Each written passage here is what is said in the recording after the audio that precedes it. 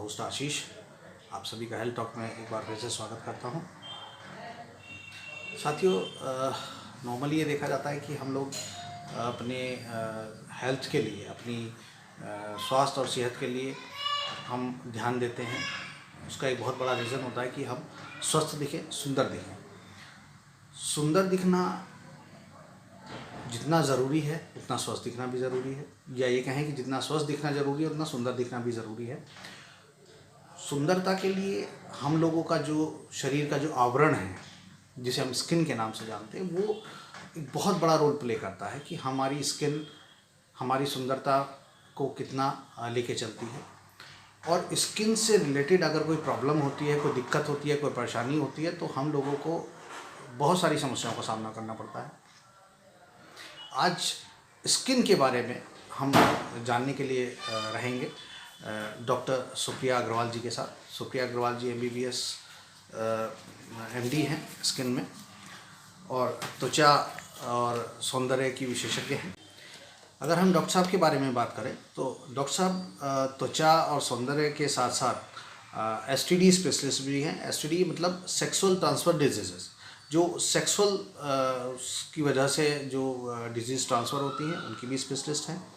कुष्ठ रोग के लिए भी मैडम काम करती हैं। उसके साथ साथ जो स्किन से रिलेटेड, अगर हम कहें कि स्किन से रिलेटेड या STD से रिलेटेड जो भी प्रॉब्लम्स होती हैं, जो भी चीज़ें होती हैं, उनकी एक विशेष ट्रेनिंग मैम ने ली है। उनके पास जो डिग्रीज़ हैं वो इन सब चीज़ों के लिए काम करती हैं, जो कि अपने आप में एक बहुत बड़ा क्षेत्र है। अगर हम उसके बारे में चर्चा करें तो शायद हो सकता है सारा दिन भी हमारे लिए कम हो। तो STD बेसिकली क्या होती हैं, कुष्ठ रोग क्या है, त्वचा सौंदर्यकरण क्या है, नेल्स, हेयर, और ये जो चीज़ें हैं जो बेसिकली अगर ओवरऑल देखा जाए तो हमारी सुंदरता को बढ़ाते या घटाते हैं, उनके बारे में आज हम डॉक्टर साहब से बात करेंगे। तो समय न गंवाते हुए हम चलते हैं डॉक्टर सुप्रिया जी के पास। नमस्कार डॉक्टर साहब, आपका बहुत बहुत स्वागत है हेल्थ टॉक में। डॉक्टर साहब, जैसे कि अभी मैं देख रहा था आपकी, अगर मैं डिग्रीज़ की मैं बात करूं तो आपके पास जो डिग्री है वो MBBS MD स्किन है, और STD, कुष्ठ रोग, स्किन, हेयर, नेल्स के ऊपर आप लोग काम करते हैं। तो बेसिकली मैम, ये जो डिग्रीज़ हैं, जो चीज़ें हैं, ये असल में क्या है, और इनका हमारे जो सौंदर्यकरण है उसमें हमारा क्या महत्व होता है? देखिए, ये जो है स्किन, हेयर, नेल, ये सब आउटर ऑर्गन्स हैं, शरीर में बाहर से दिखने वाली चीज़ें हैं। तो इनका स्ट्रक्चर भी कुछ एक जैसा होता है। इनका जो कंपोजिशन है डर्मा का, स्किन का, और हेयर और नेल तो आपस में बहुत एक से होते हैं, केराटिनाइज टिश्यू होते हैं। तो चूँकि एक सा इनका कॉम्बिनेशन है और बाहर से दिखते हैं ये ऑर्गन्स, ये स्किन इज़ ए ऑर्गन। तो इसमें जो है बाहर से लोगों को देखने के लिए, मतलब उसमें सुंदर और या बदसूरत या उसमें निशान या कोई भी और बीमारी इस तरह की होती है, तो लोग काफ़ी कंसर्न होते हैं। इसलिए हम इसको कॉस्मेटिक से भी रिलेटेड कुछ चीज़ों इसमें आ जाती हैं, तो इसलिए सौंदर्य विशेषज्ञ भी आप इसको कह सकते हैं। अच्छा मैम, ये स्किन में STD का क्या रोल है? जो सेक्सुअल ट्रांसफर डिजीज़ हैं उसका स्किन से क्या लेना देना होता है? देखिए, sexually transmitted disease basically infective disease होती हैं, जो किसी बैक्टीरिया या वायरस या किसी और कीटाणु के एक दूसरे के हस्बैंड वाइफ जैसे हैं, तो एक दूसरे के संपर्क में आने के बाद एक दूसरे को फैलती हैं। तो इसको इसलिए सेक्शुअली ट्रांसमिटेड डिजीज़ बोलते हैं। कई सारी बीमारियां होती हैं, जो फेमस बीमारियों में से एक एड्स है और एक सिफिलिस भी है। सिफिलिस और एड्स अब इस समय थोड़ा सा कम सुनने में आती है, लेकिन कभी सिफिलिस का भी बहुत ज़माना था कि सिफिलिस एक दूसरे से बहुत फैलती थी, और एड्स भी है जो प्रोस्टिट्यूट्स ग्रुप वगैरह में काफ़ी होता है। इन सारे इन्फेक्शंस में स्किन में प्रेजेंटेशन होता है, स्किन में छाले बनना, स्किन में प्रेजेंट करना। जैसे बीमारी है, जैसे एड्स की बीमारी है, इसमें ऑटो इम्यून डेफिशिएंसी वायरस होता है जो इम्यूनिटी को कम करता है, और बहुत सारे कीटाणुओं की बीमारी जिसमें स्किन में छाले बनना और कैंसर होना या कुछ भी इस तरह की बहुत सारे चेंजेस स्किन में आते हैं। तो हम लोग सबसे पहले उसको पहचानते हैं और उसका एंटी रेट्रोवायरल ट्रीटमेंट हम लोग ही देते हैं। अच्छा मैम, ये जैसे अगर हम बात करें कि लेप्रोस्की जो आपने चीज़ बताई है, उसमें कुष्ठ रोग भी उसमें आता है, तो ये कुष्ठ रोग जो है ये क्या है और क्यों होता है? जी, कुष्ठ रोग के बारे में भ्रांतियां बहुत थी हमेशा से। कुष्ठ रोग बेसिकली जैसे ट्यूबरक्लोसिस का एक बैक्टीरिया होता है, उसी तरह का एक बैक्टीरिया होता है, माइकोबैक्टीरियम लेप्री, ये नाम है उस बैक्टीरिया का। तो उस बैक्टीरिया के इन्फेक्शन शरीर में पहुंचने के बाद होता है। इसमें दो चीज़ मेन होती हैं। एक तो स्किन में इन्फेक्शन, स्किन में दिखता है, सफ़ेद धब्बे दिखते हैं जो झग सफ़ेद या दूधिया सफ़ेद नहीं होते, हल्के सफ़ेद होते हैं। इसके अलावा नसों में भी इन्फेक्शन, ये कीटाणु चला जाता है। तो नसों में, ये नसों से संबंधित जो चीज़ें हैं कि जैसे कोई सेंसेशन महसूस होना या फिर हाथ पैर का काम करना, जैसे उसमें कंट्रोल होना, तो ये सब चीज़ें डिस्टर्ब हो जाती हैं। इसी की वजह से हाथ पैर जो है सिकुड़ जाते हैं, उंगलियां सिकुड़ जाती हैं, पतली पड़ जाती हैं या उसमें घाव पड़ जाते हैं। तो ये सब ठीक भी बहुत मुश्किल से होते हैं। साथ में ब्लड में भी इन्फेक्शन होता है। कहीं ना कहीं अगर इन्फेक्शन बहुत ज़्यादा बढ़ जाता है तो एक दूसरे को खांसने छींकने से भी फैल सकता है। समाज में इसकी अच्छी थेरेपी होने की वजह से, अच्छी दवाइयाँ होने की वजह से बहुत कंट्रोल हुआ है। और पिछले कुछ सालों में, 10-15 सालों में इसमें काफ़ी कुष्ठ रोग बढ़ने में और सरकार के प्रयास से बहुत कमी आई है। तो ये ट्रीटेबल है, लंबी थेरेपी चलती है, मानती हूँ कि 6 महीने की, साल भर की, या कभी कभी इससे ज़्यादा भी इंडिविजुअलाइज थेरेपी चल सकती है। लेकिन अब मरीज़ पूरी नॉर्मल ज़िंदगी जी सकता है। 3 महीने में नॉन इन्फेक्टिव जैसा हो जाता है। अच्छा मैम, जैसे आपने अभी बताया कि इसमें सफ़ेद धब्बे पड़ जाते हैं या जो बैक्टीरिया है वो ब्लड में और नसों में चला जाता है, उसकी वजह से कुष्ठ रोग होता है। लेकिन अक्सर जो एक देखा जाता है कि स्किन में कुछ ऐसी प्रॉब्लम्स होती हैं जिसमें इचिंग बहुत ज़्यादा होने लगती है और वो इचिंग ख़त्म नहीं होती है। बहुत सारी दवाइयाँ भी होती हैं, ये सब चलता रहता है। तो ये बेसिकली क्या उसी एसटीडी का पार्ट है या इट्स समथिंग डिफरेंट? बिल्कुल नहीं। एसटीडी जो है वो अधिकतर जेनाइटल एरिया में, आपके कवर्ड पार्ट में होता है। जो जेनाइटल एरिया है उसमें इन्फेक्शंस होते हैं, खुजली होती है या किसी तरह के घाव हो जाना, ये सब चीज़ें एसटीडी, मतलब कुछ लक्षण हैं उसके। एसटीडी अलग बीमारी होती है। लेप्रोसी बिल्कुल डिफरेंट है। लेप्रोसी में अलग तरह के होते हैं। लेप्रोसी में खुजली कभी नहीं होती। अगर खुजली हो रही है, किसी सफ़ेद धब्बे में खुजली हो रही है, तो उसके लेप्रोसी होने के ना के बराबर चांसेस हैं। तो खुजली की बीमारियां बिल्कुल अलग होती हैं। अच्छा मैम, एक चीज़ जैसे आपने बहुत सारी चीज़ें बताई हैं, तो इसमें मैं सबसे पहले तो ये जानना चाहूँगा कि एसटीडी से बचने के क्या प्रिकॉशंस हमें लेने चाहिए या किन चीज़ों का हमें ध्यान रखना चाहिए? अच्छा, इसमें जो है एक तो अपनी खुद की साफ सफाई है। इसके अलावा जो इंसान है वो सोशल पर्सन है, फिर भी अगर मोनोगैमस रहता है तो फिर उसमें एसटीडी फैलने के चांसेस बहुत कम हो जाते हैं। यानी कि अगर उसके जो पार्टनर हैं, सेक्सुअल पार्टनर हैं, अगर सिंगल पार्टनर है, सिर्फ हस्बैंड वाइफ ही हैं, तो उसमें सेक्सुअली ट्रांसमिटेड समाज में फैलने के चांसेस बहुत कम हो जाते हैं।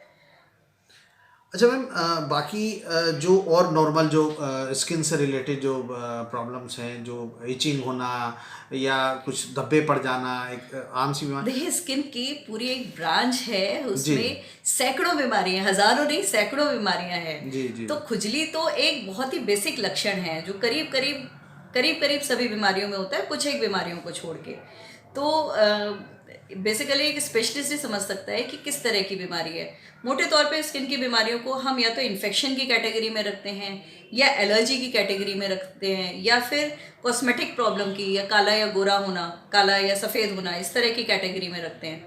या फिर हेयर प्रॉब्लम्स अलग होती हैं, नेल प्रॉब्लम्स अलग होती हैं। तो ग्रुप्स यही होते हैं। कभी कभी कैंसर वाले ग्रुप्स भी होते हैं, और ये मोटे मोटे ग्रुप्स हैं। लेकिन खुजली से हम डिसाइड नहीं कर सकते कि हाँ यही बीमारी। खुजली के साथ साथ और क्या लक्षण मिल रहे हैं, कैसा प्रेजेंटेशन है, क्या उम्र है, किधर है खुजली, कितनी है, कितने दिनों से, बहुत सारी बातों पे डिपेंड करके डायग्नोसिस बनाते हैं। जब डायग्नोसिस बन जाती है फिर उसके हिसाब से ट्रीटमेंट देते हैं। ये तो खैर जैसे मैं आपने बताया कि स्किन की जो डिजीज़ हैं वो अपने आप में एक अथाह समुद्र है। बिल्कुल। तो मैम वैसे नॉर्मल जो अगर स्पेशली अगर मैं बात करूं, महिलाओं की मैं बात करूं, फीमेल्स की मैं बात करूं, तो वो इस चीज़ को बहुत ज़्यादा तवज्जो देते हैं। किस चीज़ को? जो स्किन है, नेल्स हैं, है ना, तो उनको नॉर्मल अगर अपने आप को रखना है, जैसे मतलब कोई अगर विशेष कोई बीमारी है तो एक अलग बात है, लेकिन आम त्वचा की रक्षा के लिए हमें क्या प्रिकॉशंस लेने चाहिए जो हम अमूमन चीज़ों से बचे रहें? आप जो बात कहना चाहते हैं वो स्किन की सुंदरता की बात करने की, देखने में स्किन सुंदर से ज़्यादा मतलब जिसकी भी जो स्किन है वो अपने आप में बेस्ट पॉसिबल अपीयरेंस वाइज लगे जी। तो उसके लिए हेल्दी स्किन, जो ग्लोइंग स्किन जिसको बोलते हैं, हेल्दी स्किन होना बहुत ज़रूरी है, जिसमें कोई और बीमारी, नई बीमारी ना हो। तो वैसे तो धूप जो होती है विटामिन डी सिंथेसिस करती है, लेकिन सारी धूप चेहरे से ना लेके शरीर के और पार्ट से ली जा सकती है। तो चेहरे को धूप से थोड़ा सा, चेहरे की स्किन को धूप से थोड़ा सा बचाना चाहिए। ठीक है, एक प्रिकॉशंस हैं हर किसी के लिए, एक एवरेज हर किसी के लिए, कि स्किन की सुंदरता में कमी ना आए। एज के साथ साथ भी स्किन की पिगमेंटेशन और जो झुर्रियाँ हैं वो धूप के प्रभाव से बहुत ज़्यादा हो जाती है। तो अगर आप धूप से थोड़ा सा बचते हैं, अपने आप को थोड़ा सा चेहरे की स्किन को प्रोटेक्ट रखते हैं, तो उसकी जो ग्लोइंगनेस है या जो उसकी यंग यूथफुलनेस है वो लंबे समय तक बनी रहती है। इसके अलावा मैं एक जो जनरल पब्लिक से ये कहना चाहूँगी कि बहुत सारे कॉस्मेटिक्स, बहुत सारे प्रोडक्ट्स हैं, बहुत सारी तरह की क्रीम्स को अप्लाई करने की बजाय अगर एक नॉर्मल रूटीन रखा जाए कि दिन भर की गंदगी को एक हटाने के लिए शाम को वॉश करना है, और कुछ थोड़ा या तो घरेलू चीज़ें या फिर एक सिंपल सी कोई कोल्ड क्रीम या मॉइस्चराइज़र इस टाइप का, या कोई एक बेसिक छोटी सी क्रीम, मतलब एक जो हेल्दी क्रीम हो, तो वो लगा के भूल जाएं। बहुत ज़्यादा प्रोडक्ट यूज़ करने से, तरह तरह की जिसकी जानकारी भी ना हो वो करने से अधिकतर लोग अपनी चेहरे की स्किन ख़राब ज़्यादा कर लेते हैं अच्छी करने की बजाय। तो मैम जैसे अभी आपने बताया कि घरेलू प्रोडक्ट्स को भी हम यूज़ कर सकते हैं, तो घरेलू प्रोडक्ट्स में हम लोग क्या यूज़ कर सकते हैं? दादी नानी के नुस्खे तो हमेशा से ही प्रभावी थे जी। और रहेंगे। बस ये है कि हमने उनको सुनना कम कर दिया है, बंद कर दिया है। जो भी हमारे घर में किचन में जो भी चीज़ें होती हैं उसमें कोई ना कोई तत्व होता है। जैसे कि शहद में बहुत ज़्यादा इस तरह की कंसिस्टेंसी होती है कि वो बहुत ज़्यादा स्किन में पानी भर सकता है, मतलब ग्लो करा सकता है। तो शहद जैसे बहुत अच्छा है स्किन के लिए। इसी तरह दही में लैक्टिक एसिड होता है, हम लोगों की साइंटिफिक भाषा में कहें तो एक लैक्टिक एसिड सब्सटेंस होता है जो स्किन में चेंजेस लेके आता है, स्किन को थोड़ा ज़्यादा फेयर या एंटी एजिंग इफ़ेक्ट भी देता है। तो दही जैसी चीज़ हम यूज़ कर सकते हैं। मलाई है, मॉइस्चराइजिंग होती है, एक कोल्ड क्रीम की तरह। इन्हीं चीज़ों से हमारी सारी बेसिकली कॉस्मेटिक प्रोडक्ट जो हैं उनके मेन चीज़ निकाल के कॉस्मेटिक प्रोडक्ट्स बनते हैं। इसी तरह नींबू जैसी चीज़ है। नींबू हालांकि चेहरे पे कम यूज़ करना चाहिए, लेकिन हार्ड सरफेसेस पे, जैसे गर्दन है या किसी की कोहनी बहुत काली है, तो उसमें विटामिन सी भी होता है, साइट्रिक एसिड भी होता है, तो it can be used safely, very safely. ऐसे बहुत सारे एग्जाम्पल हैं जो आपके घर की किचन में मिल जाते हैं, लेकिन उसको सही तरीके से यूज़ करना आना चाहिए। तो मैम जैसे अभी आपने बताया कि बहुत ज़्यादा जो लोग कॉस्मेटिक्स का इस्तेमाल करते हैं वो भी अपनी स्किन को डैमेज करते हैं। विटामिन डी लेना हमारे लिए अच्छा होता है। अब मैम एक चीज़ ये आती है कि जैसे आपने बताया कि चेहरे से धूप को ना लिया जाए या कम से कम लिया जाए, चेहरा को थोड़ा बचाया जाए।